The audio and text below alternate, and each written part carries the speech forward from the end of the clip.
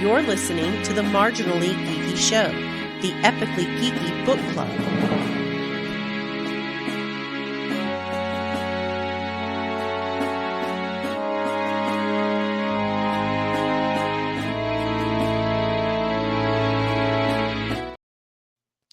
Greetings and welcome to the Marginally Geeky Show, episode number 85. I'm your host for the evening, Eugene Stevens. Tonight I'm joined by almost everyone. We've got Sean, Joseph, Chris, and Ray. How's everyone doing? Peachy. We're fine. We're fine. We're good. Excellent. We're all fine here. I'm How not are in you? furious rage at all. No, he's okay. And we've got Barley there in the background as well. So Here you go. No Say hi, longer Riley. me. tonight's episode we are discussing Legends and Lattes by Travis Baldree. 3. There we go. This was your pick, Chris. Yes. How did you pick this one for us? Instagram. Oh, okay. I got this last year, and it was making the rounds on a few Instagram book talk accounts, Mhm.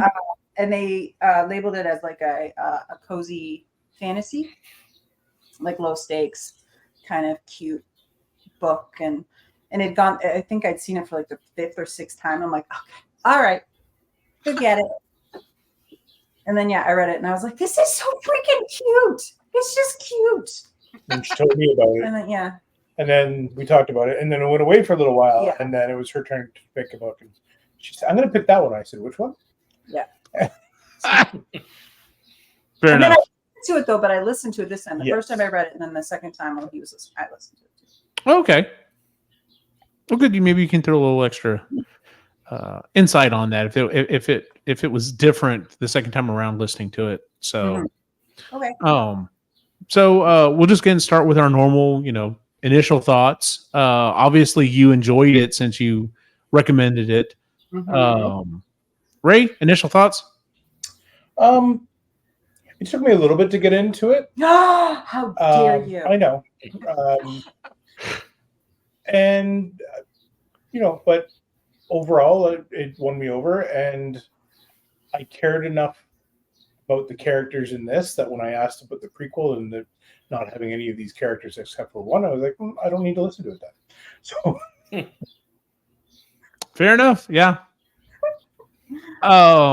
I'll jump in next. Yeah, I enjoyed it. I like you said, it's very low stakes. It is set in a fantasy world. I do like this idea of. I think when I was writing up the kind of the information for the podcast, that's going to come out, I've kind of framed it as, a lot of people like to go to coffee shops, especially to read fantasy books. So imagine the coffee shop is now in the fantasy book. And it was fun. I enjoyed it. I'm like you. I did enjoy the characters. Also like you, Ray, when I finished it, I was like, I want more of this. I would like to keep going with this. Unfortunately, there is not a sequel. There is a prequel. And I'm just like, this is not what bookshops and what was it? Bone dust. And so I was like, this is not the part of Viv's life I'm really interested in. So who knows? I may go back, but for right now, I'm good. Now, if they announce a sequel, yes, I'll be there. So, Sean, initial thoughts? I enjoyed it. It was nice. It was a light read. It had been a while since I read fantasy. I've been on like such a sci-fi kick for so long, or fiction. So this was, and I love fantasy, so it was kind of nice to even just get back into it, even though like the fantasy aspect of it was kind of like, meh, you could have erased all the fantasy and it still would have been a good story. Because I think it was like, you didn't need her to be an orc, and you didn't need her to be a, nymphomaniac? I don't know. Succubus. yeah. Same damn thing. But the story itself was really good. I enjoyed it. Joseph? Also enjoyed it. I think I powered through it in like 3 or 4 days. It was an easy read. I'm surprised at how much I did like it, because when I first picked it up, I was like, "Oh, fantasy story." Opening a coffee shop. Don't know if I'm going to enjoy this, but I will listen to it. And then I just kept going. Nice. Yeah. Well, Chris, do you want to give us a quick synopsis of the book? So somebody that I go to another book club with, she was like, I need a recommendation for like a nice, delightful book. And I'm like, ooh. So I wrote to her, I'm like, Legends and Lattes is about Viv, an orc who hangs up her sword to open up a coffee shop.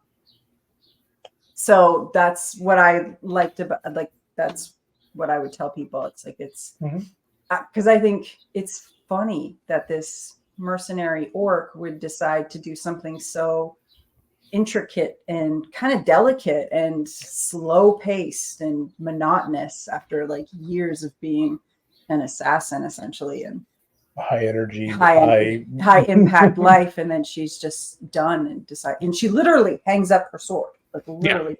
Yeah. And then her friend puts vines around it. It's cute. It's decorative now. But like, I just thought that it was, that's what I tell people, is that it's this really nice, low stakes. It's high stakes, but feels very low stakes the way that he wrote it. But it's just delightful.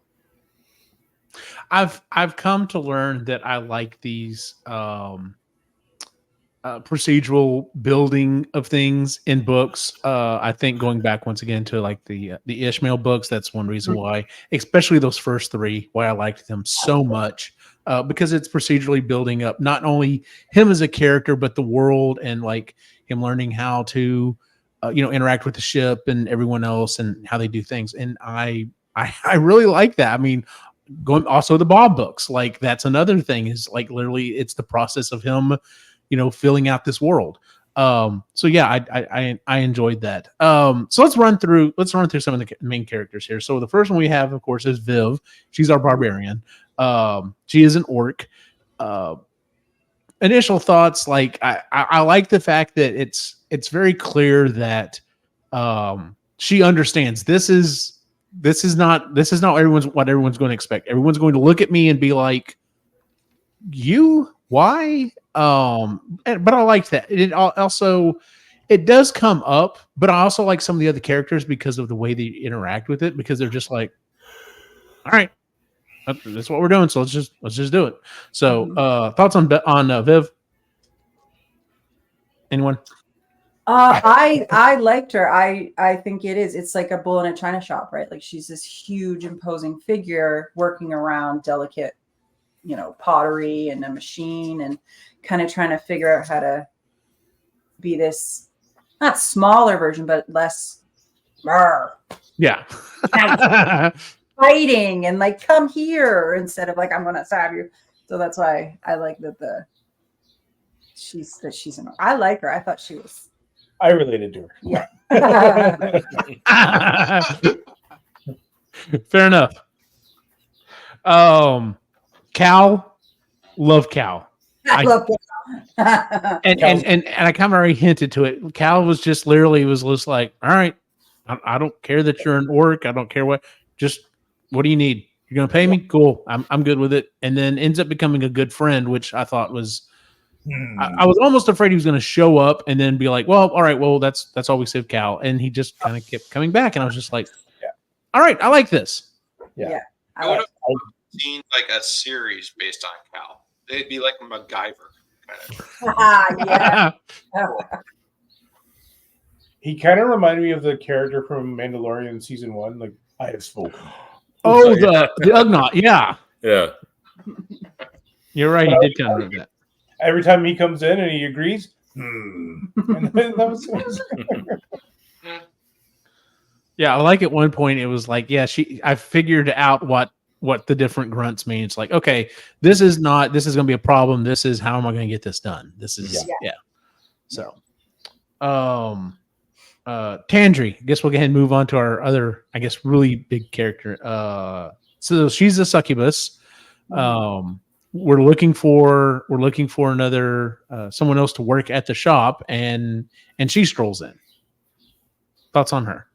I liked her because she's a lot like Viv in that she's trying to change her life too. Like everyone expects something from her just by looking at her, but she wants to get out of that and Yeah. do something completely different and surprise herself and surprise people.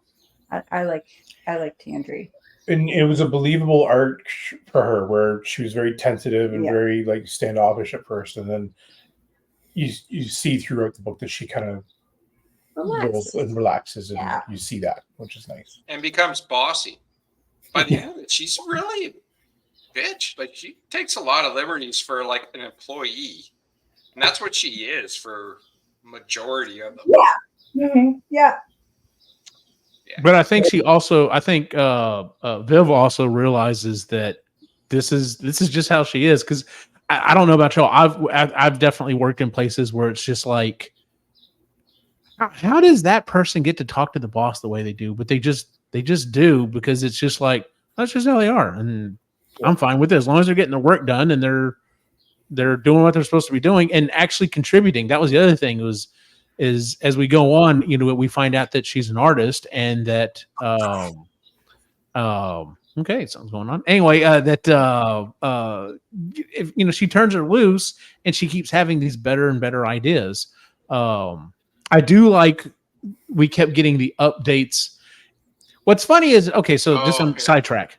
Some of the especially the lit RPGs that I've written, I've listened to, I'm sorry. They want to stop, and they literally want to stop and like read off the character sheet to, explain to you how this character has grown, like what new processes they have. And I loved in this book that our version of our character sheet, our growth sheet, is the menu board. And it's how it keeps growing. It's like, okay, well, we added this. Now we added this. And of course, this is improved. And so I enjoyed that little tip of the hat there. So, Yeah. Because like I said, I've listened to multiple lit RPGs is what they're called. And it's always kind of funny. I'm just like, I can only imagine this in print. It would literally just probably be a box, and it would list out all these stats. And so, oh, it's got it in there. Okay, that's right. You do have a print copy of it, so that's kind of cool. So, Yeah, there we go. Nice. I would have, since they kind of teased that she was part of the Magic Academy, I would have liked to see what she knew, or what she could cast, I guess, because she did have a working knowledge of like wards and stuff like that based on what the other guy would cast. Yeah, see, and that's a prequel I'd listen to. Mm-hmm. Fair enough. You're talking about Hemington? yeah. Yeah. I No, but like how Hemington casts all those things. Yeah. No. I know, but you were mentioning how she went to the school. Yeah. Mhm. So I'd like that prequel where we learn more about her past life, because I got enough of Viv's. I was like, okay, yeah, I kind of understand. It was more the magic school piece that I'd be curious about. So, yeah, that'd be good. Next up, our I guess technically she only has really 2 employees. Is Thimble, and he's a ratkin.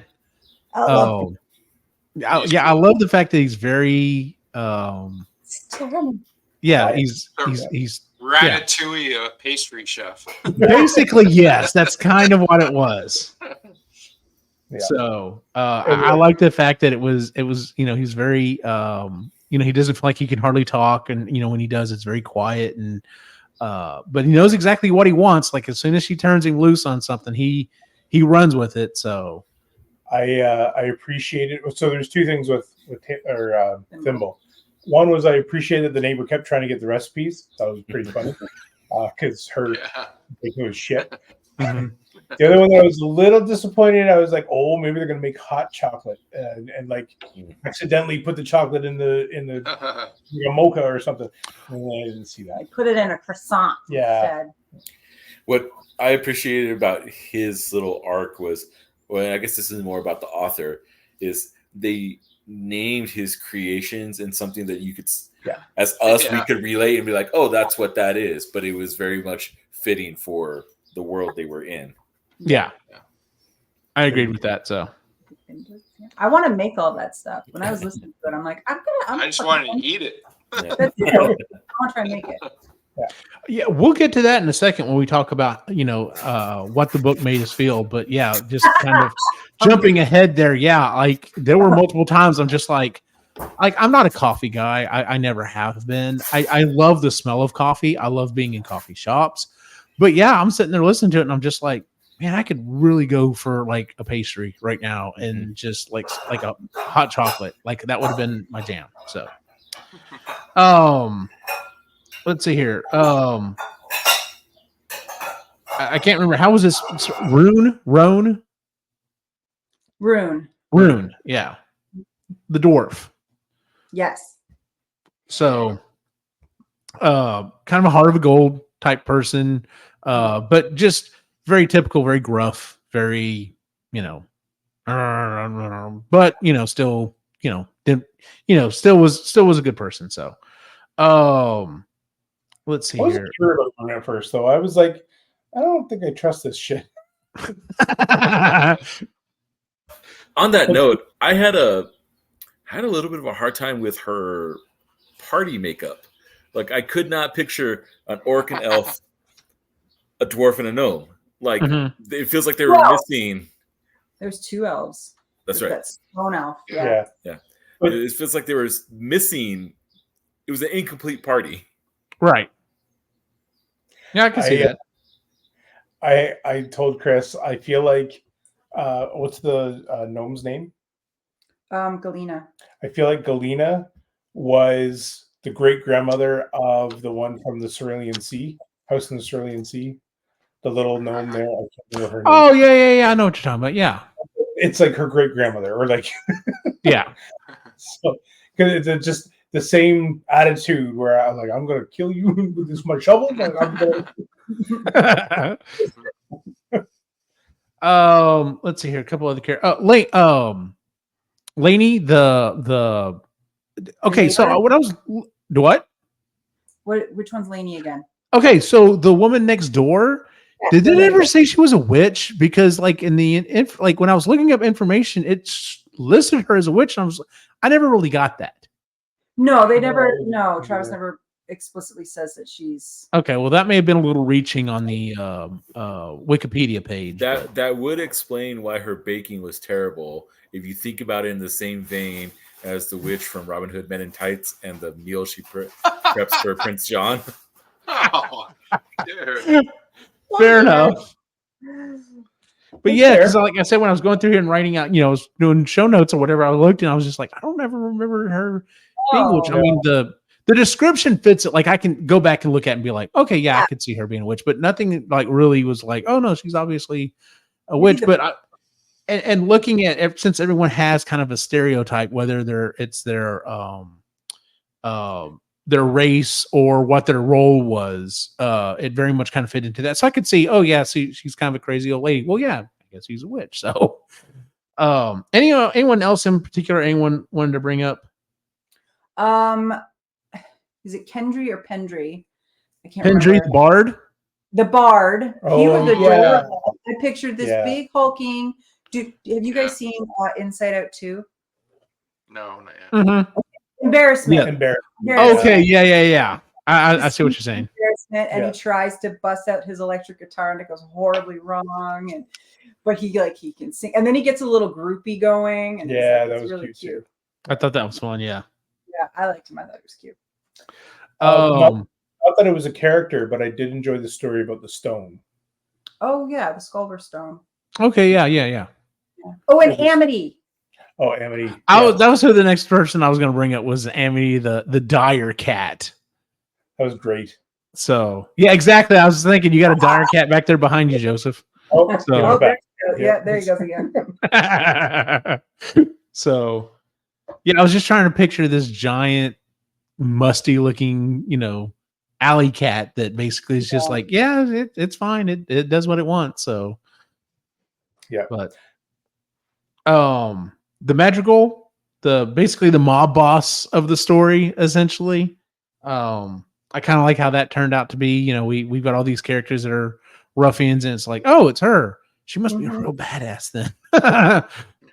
Yeah, she's done some stuff. Oh yeah. In the day. She's just riding on that old life of being terrible or terrifying, I should say. Terrifying, and that's why she was compared to Viv for a little bit there. It was like, You two have more in common than you think. It was Yeah. Yeah. And then, of course, I guess we also have to bring up Finnis, which is the elf who ends up becoming our Antagonist. antagonist in the story. Yeah. So, asshole. yeah, basically. Pronounced asshole. So let's go ahead and just kind of jump in. We talked about that. Favorite parts? Any particular favorite parts that jumped out at you? I love the whole, like I said, I love the whole, just the building of the shop, but also like how they kept building on, and we kept expanding, we kept growing as characters. It was, first we have a drink, and now we've got a second drink, and now we've got additional employees, and we have new ideas, and oh well, maybe we should, do pastries because people might want something to eat while they're here. And then we bring on, the Ratkin. And so now we have to figure out, well, where are we going to bake stuff?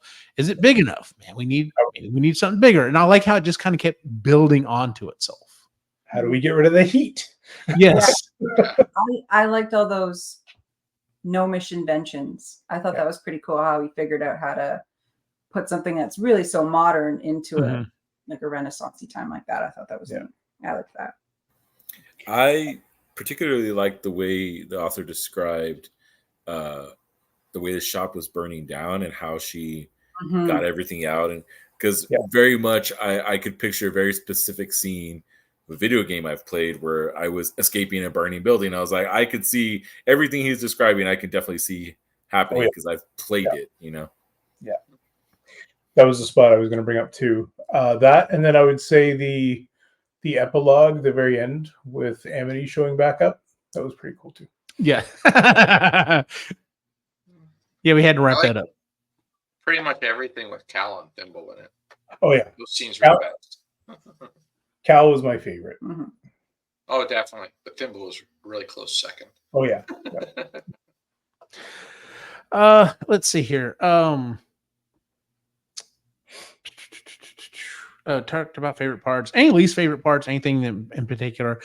I mean, I kind of pretty much enjoyed it all the way through. I haven't had a chance to go through and give it a second listen. That's kind of when I start to really, come down on some stuff one way or the other. But overall, I mean, there might be some parts that were a little slower, but it was a pretty fast read. It was not a hard read or listen to, I guess you should say, at all. So I'm like you, Joseph. Like I tore through it. In fact, I may have done this.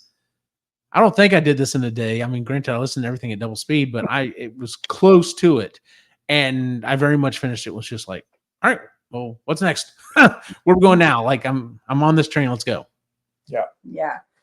I don't. Okay, there's my least favorite part is that it ended and there's no more. Oh, Fair enough. Of this group.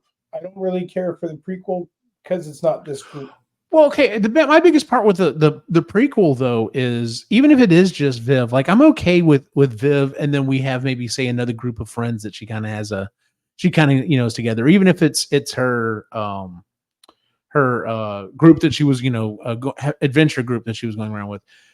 My main thing was I enjoyed the building of the shop. Like we're not going to get that in the prequel, so I was just like, I don't really care about the warring. Granted, there's not a lot of that in the prequel, right, Chris? Like it starts out her getting hurt or something, and it's like her recouping with her mercenary group, and they're like legendary, kind of like they're really well known. And she winds up getting hurt, and they kind of have to like drop her off at this town. Well, they go to do like this high stakes mission thing, and she begrudgingly does it. She's actually like really pissed about the whole thing, but she has to because she's holding them all up, and she knows it. She just hates that she's hurt. And she comes, it's like a seafaring town. And she comes across this bookstore run by this woman, and the bookstore's having a really hard time. And so it's her working with this bookstore owner. She was she basically inherited from her dad, and she helps turn the bookstore around. So there is sort of a rebuilding kind of situation where they go through different steps to do the grand opening of this bookstore. And this is where she meets Galena, because Galena's heard of her merc group and is like, I'm fucking joining. I don't care. And Viv's like, you're a gnome. Why would you No. And then the villain is a witch, and she has this basically skeleton that she uses to do her bidding, and Viv and the lady at the bookstore wind up kind of capturing him, I think, and they become friends. Okay. Yeah, it's really cute, but and it's a longer book, but it's still the same kind of building of a store or a thing. Yeah, you get to know more about Viv, and then and you get to meet Galena, and so the previous characters are there, but they're not as centered. They're more like off doing an adventure. So I might give it a shot then, because that's exactly what I was thinking. Hearing you talk about it, I'm thinking it might be worth a shot. I'm like you, Ray. Does it end where this one starts? She's starting to realize she can't keep up this life anymore. Like it's coming to an end, but she doesn't know what she's going to do. So did she learn about the stone in that book? I can't remember. Okay. I read it at the beginning of the year. I'm guessing that it would... she might. But then at the end of this book, like when we were listening to it, there is that short story that explains all of that. Yes, so I can't remember if that happened in the prequel or if that's an in-between. Yeah, that was kind of interesting because I was like, is this just like a little short story that ramps up to this? Is this like filler between the prequel book and this one? Is this literally the beginning of the prequel book? I thought, well, maybe because sometimes they'll do, here's the first chapter of the next book or something. I almost thought maybe it was one of those situations. No, I think it's an in-between. Okay. Yeah, in-between story, because she doesn't know about the coffee yet, but she does. I can't remember if I say love interest very lightly, but the person she's have feelings for is a bakery owner. And I can't remember if she's a gnome or if she's a dwarf. She has to get on her knees to like look her in the eye. I can't remember. Thoughts on the original question though. The one part that I didn't like is when there's a point where Tandri kind of starts judging Viv, like after something's happened and Viv could like turn to violence, like pull down her sword and all that, and Tandri gets really judgy. And that's the point where I'm like, no, you knew who she was and you're judging her. Screw you, Tandri. You're done. I have a theory about that though. Go on. That's her own fear coming out that she's gonna have to go back to her old life. If Viv fails and goes back to her old life, then that means Tandri's going to fail and go back to her old life that she desperately doesn't want to go to. See, I took it different. I took it as if Viv goes to violence, she's going to have to resort to violence. And what did she learn at the academy that she does not want to bring back up? Like, can she cast like a master level fire spell and annihilate the town because she can't control her anger or whatever? Because maybe she shouldn't have hooked up with an orc. Possibly. Because didn't she say she like escaped from her family or something like that? Yeah. And they don't really say why. It could be one of those things where she just her magic is too much. Yeah. I just don't like any character that is a side character that becomes really judgy in any story. And this turned me right off right away. And I'm like, I don't care. Like she comes back and apologizes. Screw her. No, piss off. If they came and attacked my place that I tried to build up, I wouldn't have a problem cutting off their heads. But she, like, the way it was written, like, she gets really judgmental. Like, you know what? It's not even your store. Don't go, like, pretending it is. So, because this was before they got closer or anything like that. Yeah. Like, I think the feelings started. They but, were yeah. In retrospect, yes, I looking back at it, I think that's what it was. Because I kind of took it as, and I didn't really have an opinion on firsthand. I think I was more so in Sean's camp of, man, you kind of being really judgy. Like you did kind of know, like she literally like finished the last job, and this is the first thing she's doing. Like her sword probably still has blood on it somewhere. Like she hadn't even fully cleaned that bastard off. But then like when you find out, oh no, she has feelings for her, then I think I kind of retroactively was like, oh, well, maybe it was just because she was scared that I don't want you to die. Like I don't know how big of a badass you are, but I don't want anything to happen to you. So, and who knows? Maybe this is one of those times that we could have had an author on that would have been really nice and be like, so what was it? What were you writing there? There's the Tell me question. now. Yeah. So, yeah. Thoughts on the writing? Oh, I loved it. It was very delightful. He is a video game writer, and he writes for D&D as well. Yeah, he's spent decades designing and building video games like Torchlight, Rebel Galaxy, and Fate. And I writes a book. But yeah, he's big into D&D as well. And he also narrated this. yeah. Okay, yeah. So let's just go ahead and jump to that. Like that was impressive. You and I we kind of had a conversation about this on one of the other shows. And I don't know if it was before or after, but anyway, my thought process was, I was like, man, he did a damn good job. And so when you brought up that he does D&D, if he's a dungeon master, that explains it. That explains why he's able to do the voices as well as he has, because if he's running campaigns, he probably has a lot of practice doing this. Yeah, and I enjoyed listening to it more than reading it because of the way he narrated it. Yeah.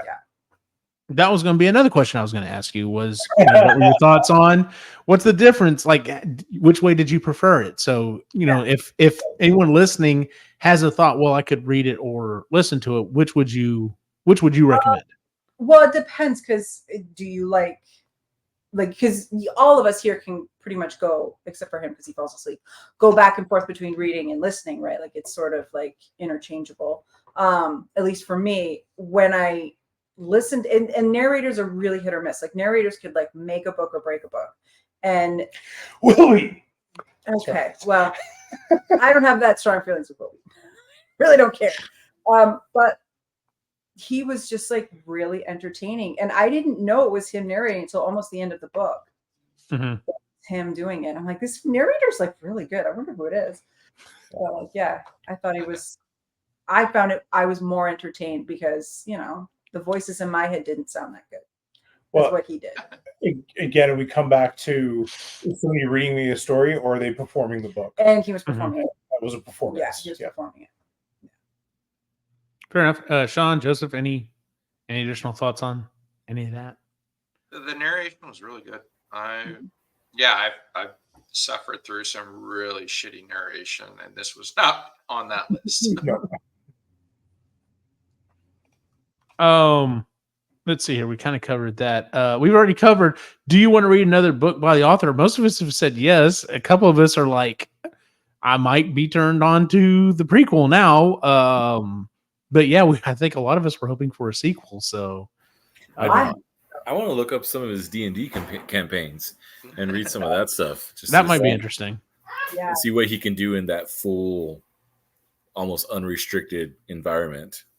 Watch it be mundane stuff too, though. Like, watch it be like, you have to run a restaurant for a month to help out the local. Just people are like, what? But then, like, all this by Nathan Lowell or something like that. I know, right? But like all this shit happens. It's just like, okay, sure. I guess I'll be a cook or whatever. And it's like, by the way, a dragon attacks. It's like, what the fuck is going on? And throw the pot of oil at it. I don't know. Yeah, all you have, your sword is across the way. All you have is a fork and a knife. How are you getting out of this? So also he's a narrator too. He does other books. I don't know what else he's narrated, but it says that he's a full-time narrator too. So okay. And so I would be interested to listen to his stuff. Are you That's easy capable of enough on searching Audible. by Audible, you can search by narrator. Yeah. Good to know. Yeah. I I have found done some that. good books that way. Yeah. Yeah, I haven't done it a lot, but there are a couple of times I'm just like, all right, this is too good. What else has this guy done? So, Yeah. Yep. Ray.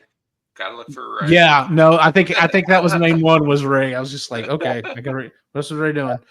Absolutely. I was gonna say about when you guys were bringing up Ishmael. That's one of the things that I thought of this book was it did remind me of Nathan Lowell's writing, which you guys have alluded to. Where if you take the magic and all the fantasy stuff out of this book, it's still an interesting story. So because it's the characters and it's the story. the story of the characters coming together that made it interesting. Less than all of the fantasy makes it better, I will admit, but it's still an interesting story without it. Yeah, and Whereas you alluded to something too, like it really reminded me of the House of Cerulean Sea. Yeah. Where it had a touch of fantasy, but that wasn't the main point of the story. You could get rid of that and still have a really good story. Yeah. So good picks. No, I agree. Chris. Did reading the book impact your mood? Yes. I already said this before. Made me hungry. Like I said, I'm not a coffee guy, but yeah, every time Ratkin was coming up with something, I was just like, all right, what's he coming up with now? Like, keep describing it. Keep going. I'm getting hungry here.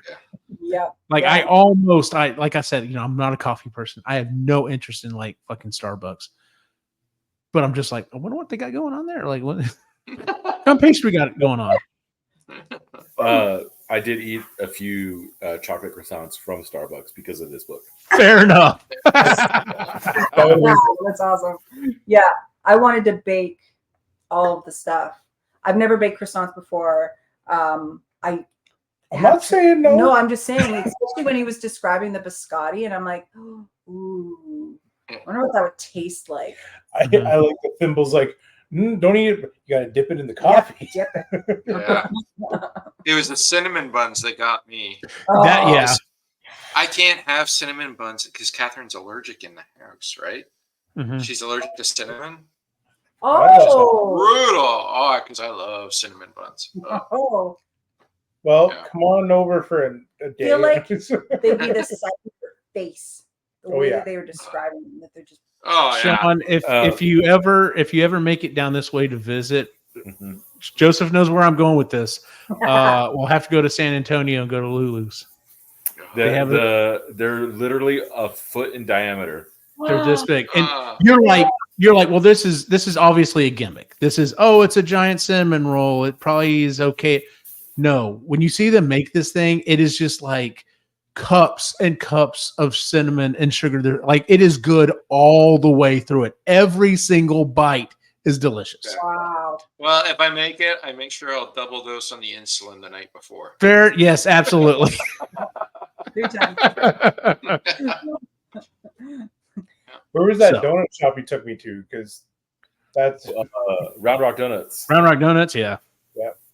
Yeah, those are good they too. had some fucking good size shit. They use for their Texas-sized donut. They use a 5-gallon bucket as the As the cutter. Yeah. And once again, it's good all the way through. Like it's one because I've gone to places and been like, get the giant whatever, and you're just like, yeah, this is okay. You eat a quarter of it, and you're just like, it's not like as flavorful as it was. But yeah, these places. The reason why these places are still around and still as epic as they are is because they hold up to the hype. So, anyone else about the reading that? I mean, I think pretty much it made everyone hungry. I think that's pretty unanimous on this Yeah. one. So, any lingering questions? Sequel. Can I have another one? Yeah.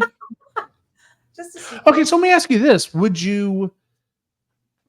I guess, and this even goes back to the prequel idea. Like, I would even be okay with a completely different story set in the same world where it's and I don't know, a dwarf that decides he wants to do an archery range or something. That's been his dream, and how he builds it up with his friends or whatever. I would be okay with more stories like this in this world. It wouldn't necessarily have to be the same group. So I basically just told myself, then why didn't you read the sequel or the prequel, you moron? So guess I'm adding it to the list. I would be in that same vein, Galena opening like a knife store and Right. complaining about how everyone is done with their knives. Yeah. And see, yeah, that might be fun. Yeah. So, Yeah. Any other questions anyone else had for the? Mm-mm. Okay.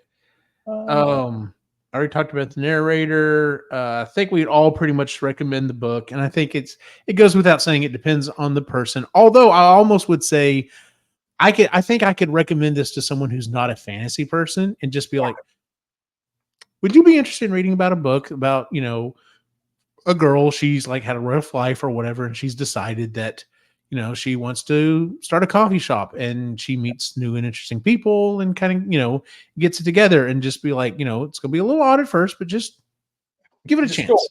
Yeah. Yeah. Just go. It's fine. Yeah. I would definitely, recommend it to somebody who is thinking about New to fantasy. Yeah, new to Yeah. fantasy. This is really low Fantasy stakes. light. Yeah. Yeah. Yeah. Because like Sean said, you could strip out the fantasy and it would still be Yeah. a decent story. So,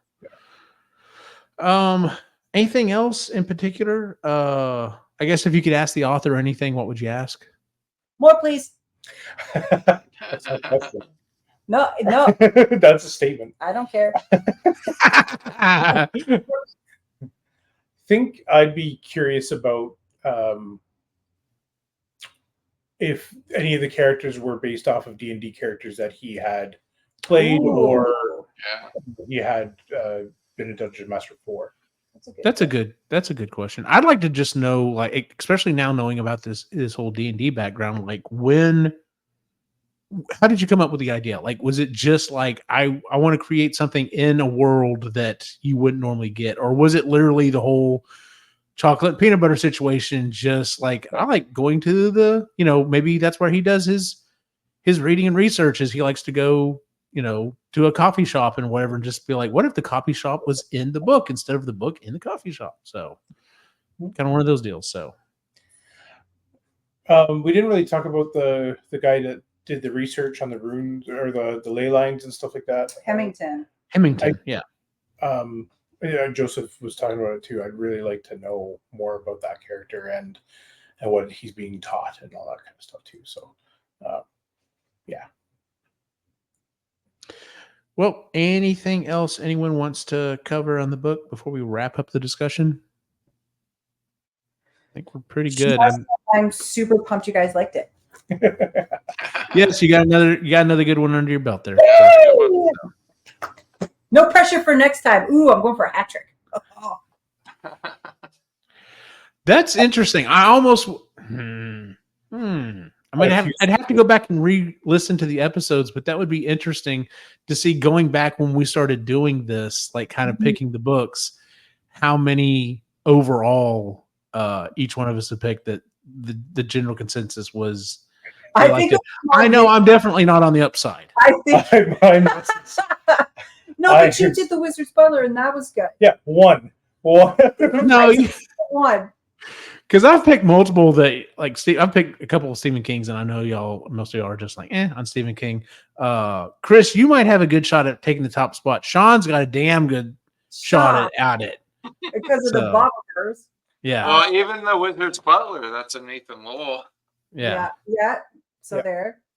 So But yeah, I think this is my second one because I picked some stinkers. Yeah, I can't apologize enough for the Lincoln and the Bardo. Oh, so bad. Oh, God. it is what it is. I've moved past it. I forgot about the book. I I got my haven't. credit I'm back. scarred. I'm scarred from that. Like, fuck. Hurt yourself. I did. Well, it was supposed. Anyway, we don't. Anyway. Well, before we move on to what we've been reading, we'll again talk about our next books. Because unfortunately, I tend to forget that section sometime of the show. Right now, we are set. Our September book, even though this episode will drop in like the first few days of September. Our September book is Masters of Death by is it Olivier Blake? All of you. Olivie. I I think love it's- it. Yeah. sure. October's book has not been released yet, but comes out in September, and it is Not Till We Are Lost by Dennis E. Taylor. Oh, I cannot wait. And then I may have to run through the Bobaverse books again. I was thinking that too. That is, what do you call it, Chris? Whale song. That is whale song to me. Whale Like I song. can just put it on, do other stuff, dip in every so often. Okay, I remember this part. I love this part. Yeah. Dip back See, out. I Go on can't and do go. that. I So- listen to that one and I'm like, no, I gotta listen. Oh, Fair okay. enough. I can't. Ugh. There's just some things I just love. Some things that just kind of keep recurring in those. They're just so good. Anyway, and then November's book is The Tainted Cup by Robert Jackson Bennett or Benet. So, let's move on to what else we've been reading. Would anyone like to go first? I'll I go. will. Oh, Joseph. Joseph, what else have you been reading? So I picked a book on a whim, literally just because of the cover art, and it is Ash from the Evil Dead kind of man standing in a tank top with a cat shooting magic out of his eyes, and I was like, all right, let's give this a shot. It's called Dungeon Crawler Carl. The book itself is I know aliens. I've heard of this. Aliens take over the world. Man gets inserted into game show a la The Running Man. There are people that watch, people that can sponsor him to get all this kind of stuff. But the catch is, or the twist is, that he's a dungeon diver, so he can level up, and it has the D&D elements of the game. So I'm currently in chapter 28 of the first book. He has just done his third boss fight against kind of like an orc kind of thing. What is really interesting about this is that the way it's kind of built up is these aliens have been on Earth for millennia. So when they took over and made these dungeons, you have Earth elements. So one of the safe houses that he finds himself in is a Taco Bell from like Peru, and everything is in Spanish. He has no idea what's going on. Some of the enemies that he have fought are like these amalgamations of human beings that were smushed together with a fantasy race, and now that they're these abominations that he fights through. There is the person that narrates it. His voice and affectations sound like Patrick Warburton, so that's what you got going on with the guy talking. Yes, the tick. And then the achievements are all based on things that happen. So there's it's not a spoiler in any kind of way, but there's this cockroach kind of enemy that he crushes with his feet, and he gets an achievement because the game master has a foot fetish, and so he says it like in this sexy, like almost like he's like playing with himself, talking through this achievement, and it is hilarious. I started what's today? Wednesday. I started on Sunday, and I'm in chapter 28. Like I'm just like going through this. Like I already, a buddy of mine just randomly texted me Monday morning. He's like, dude, I got to tell you about this new book. I know you like to read all these things. I was like, I started reading this. He's like, great. I'm in book 6. I was like, well, shit. And apparently book 2 starts to, so it's very much world building. So you understand what's happening in the world. And book 2 starts to go outside the world about the aliens that took over. And so he's like, you will see a lot more. The part of the book I'm in right now is he has been pulled from the dungeon with his party, which is his cat. And they're about to be interviewed by an alien because of the exploits they've gotten in the dungeon. So I cannot recommend it enough. It is a great laugh.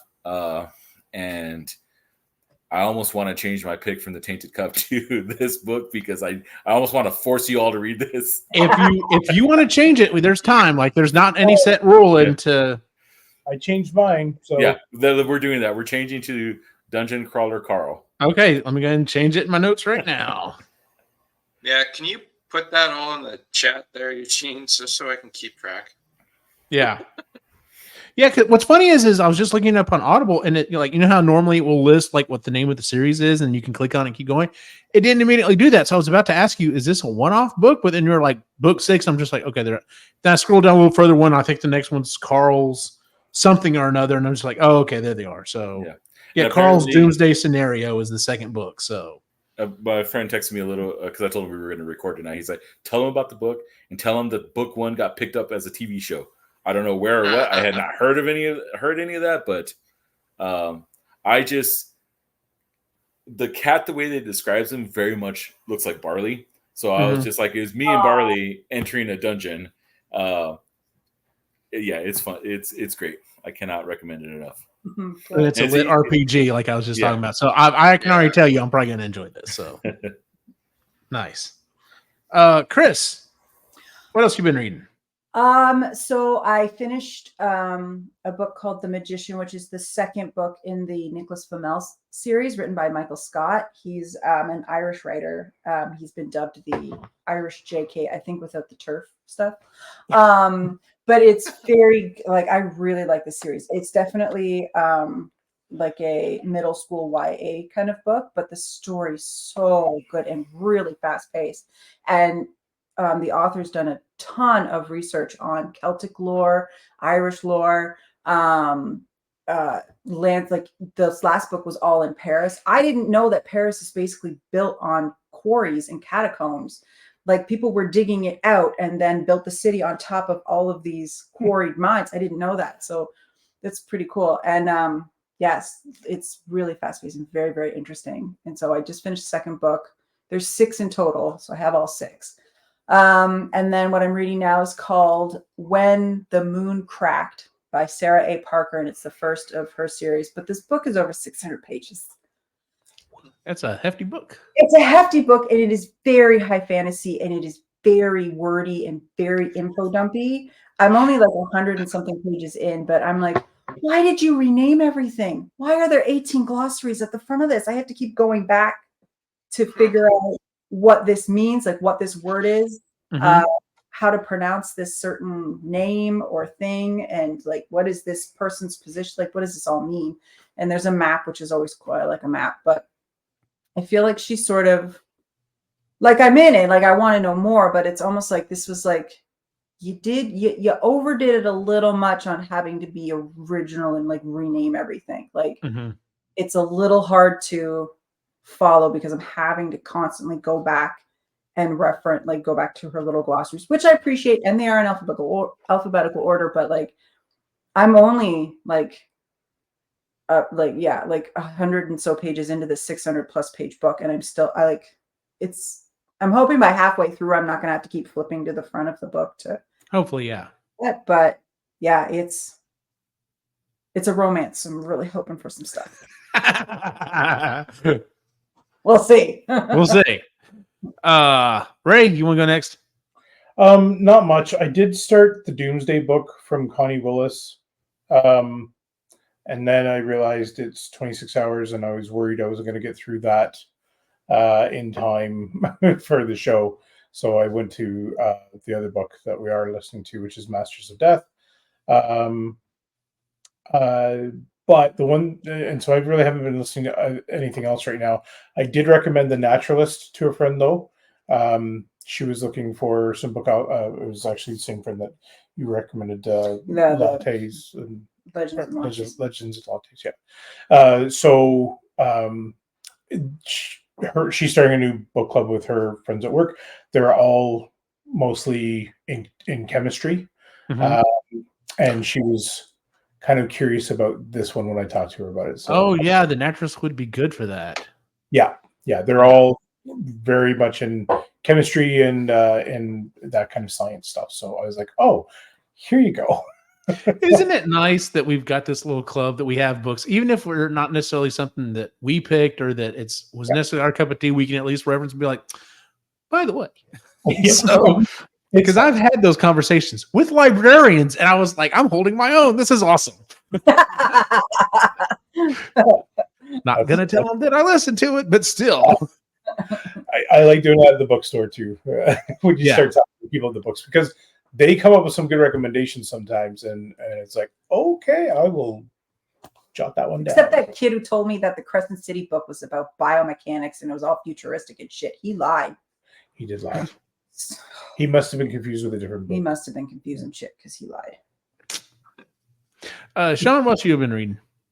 I started that Spell, Swords, and Stealth series. So I finished NPC, and I think I'm about halfway through Split the Party, the second book. Okay. So it's a 5-book series. So I'm like, I think the first 4 I got because they were free. So Yeah. But no, I'm seriously enjoying it. It's really good. But I'm like, oh man, this is quite the series, and I like want to listen to Bobaverse before the next book comes out, and then we've got the other book for our next month. I'm like, ooh, and then Expeditionary Force 17 comes out, and I'm like, oh, yeah, I'm gonna have to do that too. Stuff to listen to. Jeez. I paused. I can't remember the last Skippy book I listened to. I had to pause. Well, the last one takes place like 10 years after the previous one ended. Yeah, but I didn't get to that one. I don't remember the last one I listened to. You were on like 10 or 11, I think. Yeah. Oh no, I'm right up with the series. When they released that last one, I was listening to it that day. Yeah. So I think I was too. I don't know if I can do it for the 17th because I think it's coming out really soon, and I think I'm just going to be swamped, which sucks. But I'll get it. It's in my queue. I think I've already bought it. Yeah, I'm gonna have to do that too. So because it's funny. I liked how things wrapped up, and then when we got that last book, I was just like, well, let's see, and then it kept going. I was just like, nope, I'm in again. Keep going. Let's keep going with Skippy, man. I was ready to be done, and then the first little bit of that book was like, it's not recapturing the old bit, and then all of a sudden it did. I'm like, fuck. Yep, You're gonna have to keep writing them. I was right there with you, Sean. Oh man. Oh well. After I recommended those books to Sean, Drew Haynes is the one, or Hayes, I'm sorry, is the one that wrote that, and they were free. They were the sword spells and sorcery books were free on Audible, at least in the U.S. And I was trying to find something else to listen to. I didn't know if I wanted to go back and re-listen to something. And what's funny is I was honestly like, well, I've got like 4 credits. I probably should go find something. And then I was like, well, let's just see about this. And then they're free. And I'm just like, well, I guess I can hold on to credits. It's fine. It is whatever. And now I'm literally about to start book number 5 by another series by this guy, Drew Hayes. The title of the series, I want to make sure I get this right. Let's see here. Hold on. Where we go? Because it's interesting. The whole thing kind of gives it away in itself. The title of the series is Fred the Vampire Accountant. There you go. So this whole series it's not high stakes. It's kind of like watching a series. It's literally each book is a series of vignettes, but they do build on each other. Unlike like a Monster of the Week type of thing. But it very much reminds me of a Monster of the Week type thing because Fred's not going to die. He may get captured. He may get tortured. Or his friends or someone might be. But they're going to come out okay. So it's never really high stakes. But it's just, I wasn't sure about it at first. But literally, his name is Frederick something. Anyway. Fred's an accountant, and he goes to his high school reunion, and he meets up with a girl that he was an outcast. He's very much a nerd. And he meets up with a girl that he used to know, and the place is attacked by werewolves, and turns out she's an agent for this government agency that basically works with all the parahumans. And throughout the course of the series, it's just him meeting new characters, and a lot of them end up becoming friends of his or, acquaintances or whatever. And so there are different parahumans. So you've got people who turn into werewolves or other creatures. You've got vampires. You've got werewolves. You've got zombies. You've got demons. You've got all this different stuff. But it's very just, like I said, it's just fun to listen to because it's just like, all right, well, what's Fred gotten into now? Because he's also, and he explains, it's very funny. He always explains this at the beginning of the book, is that you would think by being turned into a vampire that, like in the movies, I would have become much more suave and debonair and unfortunately has not happened. He still wears sweater vest. He literally is an accountant. And that's one of the big things is he meets these different people. And in the series, if a vampire drinks the blood of a parahuman, they get kind of their powers as well, so that they very much will try to feed on other parahumans because it gives them more abilities. And so a lot of people are like, are you really an accountant? Like, you're not just like messing with me to try to like drink my blood and take over. And he's just like, no, seriously, I just need to help with you. Your taxes are horrible. Let me help you out with this. the utterly uninteresting and Yes. tales of Fred the Vampire Accountant. Okay. That is book number 1. So he's Colin Robinson. But no. Colin Robinson is much more evil than Fred is. Fred is actually like a legit good guy. He just happens to be a vampire. The sequels include Undeath and Taxes, Bloody Acquisitions, The Fangs of Freelance, and I'm currently on Deadly Assessments. You're either going to like this type of book or not. And like I said, for whatever reason, this just kind of tickles me funny because every so often I'm just like, what am I listening to? This is ridiculous. But it's so much fun. So yeah, if you're in the US and you have Audible, they are free. You must listen to them. Now, I will say this. The first one I listened to was just read straight out like a normal audiobook. But then when I went to go check out the sequels, you can get a dramatized version of it. They're so good. It is read by a full cast. There's some sound effects and stuff in the background. It is a presentation. It is an audio play essentially. And that adds to the fun factor because then now you've got, it's not just a guy doing an okay female's voice. And it's not just one woman doing all the females' voices and one dude doing it. Is a full cast, and it's fun. It's just fun to listen to it because now that you've got multiple people playing the characters, you immediately go, oh, well, that's Bubba. By the way, Bubba's a weremare, I think is what he's called, because he turns into a horse. It's a whole thing. Anyway. Anyway, yeah, that's the type of characters you're looking at. You're looking at Fred the vampire, Bubba the weremare, and just, yeah, it's crazy. Anyway, check it out. I can recommend it. You're either going to like it or you're not. You may be like, this is ridiculous. Sean, I think you may like it just because it kind of hints a little bit at the who was the insurance guy that we read? The Universal. Oh, yeah. It's kind of that type of humor a little bit. It's not as hard edged. Like he's not trying to go in any kind of political punches with it, but it's very much that.